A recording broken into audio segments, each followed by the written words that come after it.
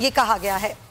मस्जिद में नमाज की अदायगी की सूरत में खिड़कियां और दरवाजे खुले रखे जाएंगे।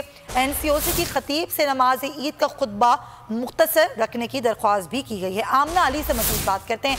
आमना, ईद की नमाज के हवाले से, खुतबे के हवाले से NCOC ने क्या कहा है?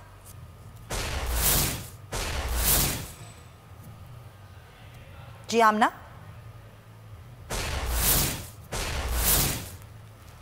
आपको बताएं कि दौरान नमाज मास्क का इस्तेमाल भी रखा जाए, 6 फुट का फासला भी यकीनी बनाया जाए। ईद उल फितर की नमाज का बंदोबस्त खुली जगहों पर किया जाए, यानी कि ईद की नमाज खुली जगहों पर अदा की जाए, ऐसा कहना है NCOC का। और मस्जिद में नमाज अदा की जा रही है तो उसकी सूरत में खिड़कियां और दरवाजे खुले रखे जाएं। और ये भी कहा गया है कि खतीब नमाज ईद का खुतबा मुख्तसर रखें। ये दरख्वास्त NCOC की जानिब से की गई है। आमना अली से मजीद बात करेंगी। जी आमना। जी बिल्कुल, इजलास में जो है मुंतजमीन की जानिब से ईद उल फितर की नमाज का बंदोबस्त खुली जगहों पर किया जाए। NCOC की जानिब से कहा गया है कि मस्जिद में नमाज की अदायगी की सूरत में खिड़कियां और दरवाजे खुले रखे जाएं। एक ही मुकाम पर 2 या 3 बार नमाज ईद की अदायगी से समाजी फासलों की खिलाफ वर्जियों पर काबू पाया जा सकता है।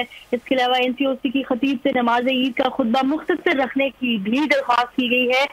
बीमार, बुजुर्ग और 15 साल से कम उम्र बच्चों को नमाज ईद की मस्जिद में अदायगी की हौसला शिकनी की जाए।